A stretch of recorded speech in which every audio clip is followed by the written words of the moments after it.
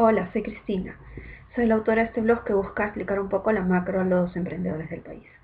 Ahora les traigo una noticia que realmente hay que analizarla en su real contexto.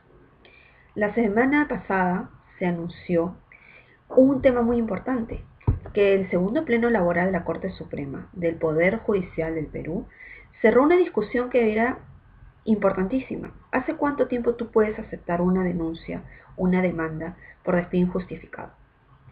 Antes de que se zanje este tema, era hasta 10 años. Una empresa podía tener una denuncia de un trabajador de hace 10 años. Muchas veces hasta las empresas ya habían cerrado y recibía el apoderado legal la denuncia.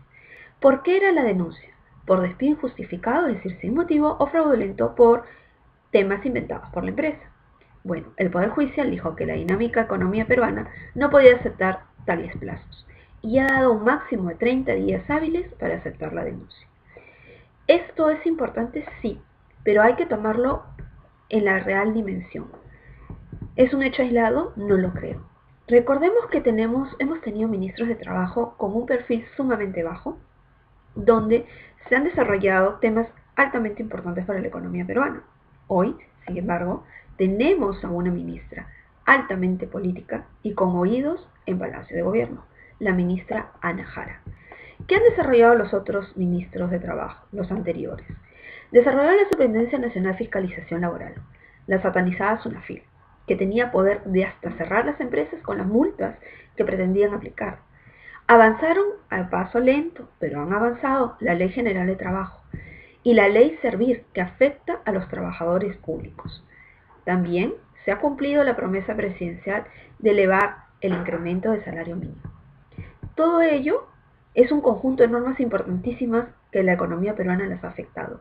Los empresarios dicen que generan sobrecostos y los trabajadores que se revela el verdadero derecho laboral, es decir, que se está respetando las horas de trabajo, se está eliminando con los servicios bambas, que lo único que hacían eran evadir los derechos laborales.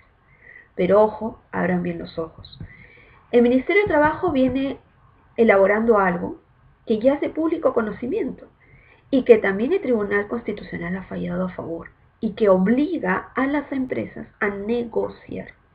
Esto significa, en otras palabras, que el arbitraje laboral potestativo está listo para ejecutarse.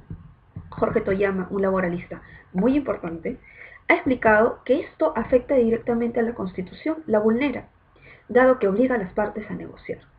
Esto significa que si un sindicato quiere negociar con una empresa, la puede obligar a sentarse a negociar y ya no existe voluntad por ambas partes para que esto se dé. Esto es obligatorio y maneja el tema de la mala fe, lo cual significa que simplemente se saltan el proceso previo de la buena fe, de explicar, de pensar qué es lo que se puede hacer y se sientan a hablar de mala fe vía el arbitraje. Veamos qué pasa con la ministra Jara y qué determina, porque falta aún el reglamento. Toyama ha ido un poco más. Ha hecho una exposición en AmCham donde habla sobre la rigidez laboral que se ha venido construyendo durante el gobierno. Y esto es algo cierto. El diario Gestión, este lunes, ha explicado que al analizar la situación laboral encuentra un razonamiento inconsistente por parte del gobierno, dado que el Perú tiene uno de los regímenes laborales más rígidos de la América Latina y con las multas más altas. Viendo esto, parece que el ministro Castilla retrocedió y en el paquete Castilla, conocidísimo de la semana pasada, rebajó las multas laborales. Pero esto es una medida temporal y no una medida consistente y permanente para que la economía peruana siga creciendo. ¿Cómo pueden hacer los empresarios para seguir creciendo si tienen algo temporal? Ya sabemos lo que nos pasa con los impuestos temporales. Si no, hablemos del impuesto de las transacciones financieras, que en teoría iba a ser por un par de años y ya lo venimos pagando mucho más. El Comercio, el diario insignia del grupo Miro Quesada, también lo recalcó en una columna editorial, en una columna publicada el día domingo, donde dijo que se trata de no sobreestimar lo que se ha logrado, porque todavía hay mucho por avanzar. Si el Perú quiere seguir creciendo, es necesario tomar en cuenta uno de los graves riesgos que tiene el país, y es el régimen laboral. El 68.6% de la fuerza laboral tiene empleo informal. Es decir, que un muy poco porcentaje de los peruanos tienen empleos con todos los derechos que la ley le asigna. Esto nos pone a pensar, ¿ha sido buena política poner más rígida el esquema laboral? Sinceramente me parece que no. Veamos la verdadera política detrás de la política.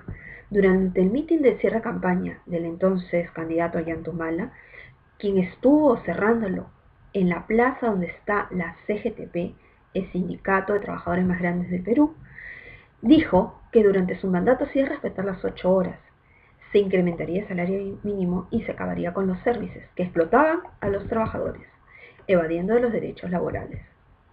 A todo ello, parece que ha cumplido, pero no ha traído los resultados esperados.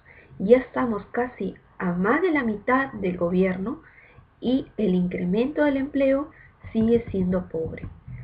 ¿Cuál viene a ser la política? Ahora, parece que el ministro Castilla quiere voltear un poco a la derecha. ¿Será posible para que él lo pueda hacer? Lo cierto es que tiene una hábil actora política con la ministra Jara. Veamos si es posible. Suerte.